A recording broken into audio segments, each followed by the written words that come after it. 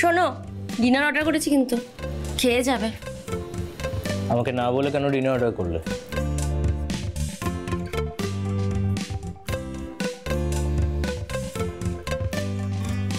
মুস্তাকে মাফ চাবো না, অভ্যেসে বসে করে ফেলেছি। রোজ রাতে তো আপনি খেয়ে যান। ছাড়ো, ভালো লাগছে না আমার। বাবা, কি ব্যাপার? অমৃতে অরুচি? কেস কি? ওই কি হয়েছে তোমার? এসে থেকে দেখছি কেমন মুড অফ করে বসে আছো। আসো না, কি হয়েছে বলো না। আচ্ছা, আমরা লিভ-ইনে আছি কতদিন? 2 বছরে একটু কম। সামনের মাসে 15 তারিখ 2 বছর কমপ্লিট হবে। কি ব্যাপার বলো তো? বড় সড়ো কিছু প্ল্যান করছো মনে হচ্ছে। আচ্ছা শোনো, এইবার কিন্তু কোনো বারকাম রেস্টুরেন্টে যাবো না, সোজা গাড়ি বুক করে পুরুলিয়া। সেখানে ওই আদিবাসীদের সাথে ওদের মতন ড্রেস পরে মহুয়া খেয়ে ধামসা মাদলের তালে নাচবো।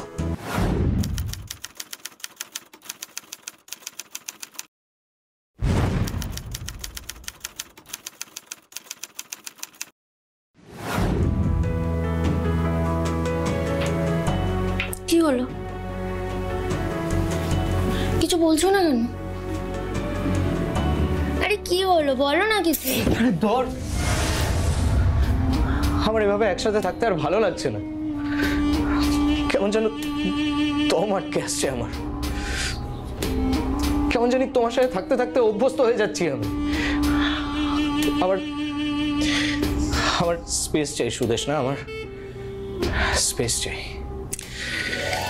আমি তো স্পেস না আমাকে বারণ করেছো, তুমি তো বললে সামনের মাসে আমার এক্সাম হয়ে গেলে আমি বিয়ে করছি, তারপর শ্বশুর বাড়ি আমার বাড়ি, আমি হয়ে যাবো পিওর ঘরণী, মন দিয়ে সংসার করবো। সিরিয়াসলি।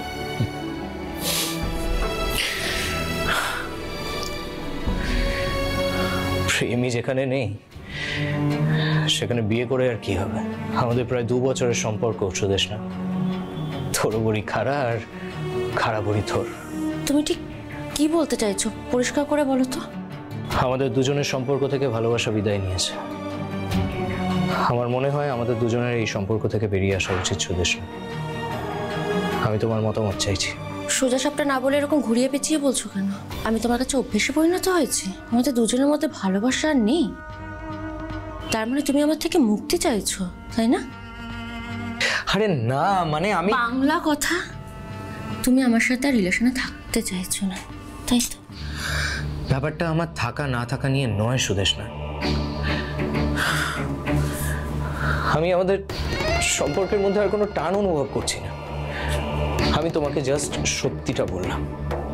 এবার বল তোমার কোটে। তুমি তো হঠাৎ আজকে অনুভব করোনি, এটা অনেকদিন আগেই ফিল করেছিলে। এতদিন আমার সাথে ঘুরে ফিরে নাটক না করলেই পারতে, আগেই বলে দিতে। আমি এতটাই সস্তা তোমার কাছে? আমাকে জানতেই দিলে না তুমি কি সিদ্ধান্ত নিতে চলেছো। এখনো 2 বছরও হয়নি আমাদের রিলেশনে, এর মধ্যে আমাকে বোরিং মনে হচ্ছে তোমার? আমাকে জানা বোঝা তোমার হয়ে গেছে, তাই না? এবার দেখো, নতুন কোনো সঙ্গিনী হয়তো সে আমার থেকে অনেক বেশি অ্যাট্রাক্টিভ, তার প্রতি তোমার টান ভালোবাসা সব থাকবে, কিন্তু প্লিজ তাকেও যেন আমার মতন ঠকিও না। আমি তোমাকে ঠকাইনি সুদেশ, না, জাস্ট সত্যিটা বলেছি। এটা কি আমার অপরাধ? কেন থেকে থেকে নিজেকে জাস্টিফাই করছো?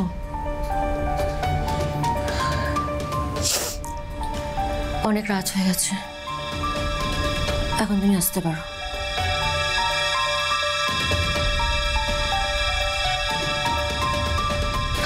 আমি তোমার কাছে ঠকে গেলাম বিজয়।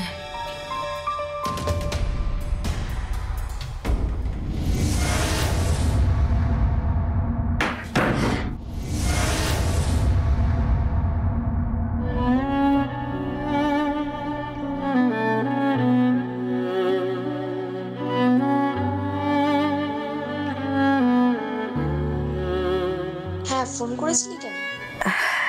আজকে 8টায় একটু আসতে পারবি? দরকার আছে। কি হয়েছে? গলাটা ভারী শোনাচ্ছে কেন? তুই আয় না, সবটা বলবো। সুদীপকে নিয়ে আসি? আয়।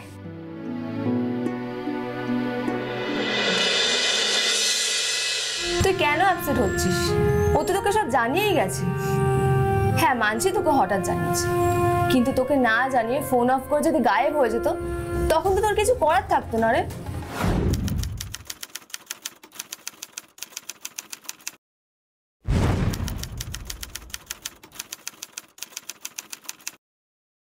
আমি কিছু টের পাইনি জানিস, ও মনে মনে এত বড় একটা সিদ্ধান্ত নিতে চলেছে।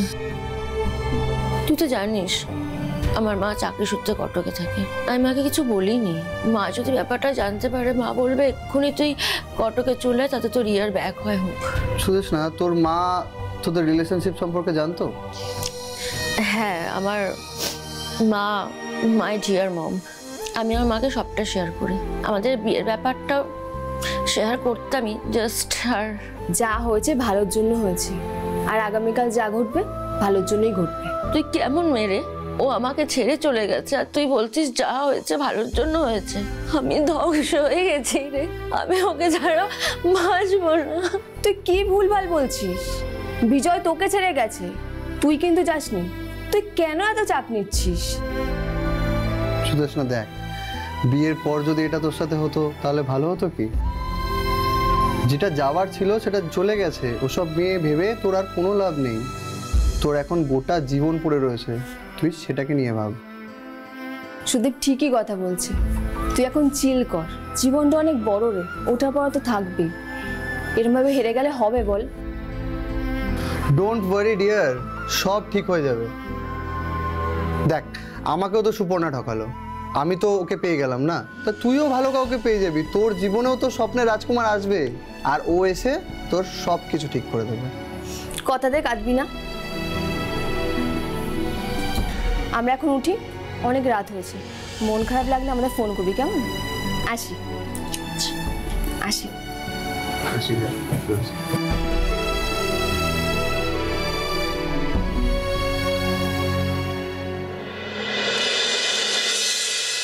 কি চাতা বলছিস তুই? আরে সত্যি বলছি, আমি আর স্নেহা আজকে অফিস থেকে বেরিয়েছিলাম আইসক্রিম খেতে, তখনই তো দেখলাম।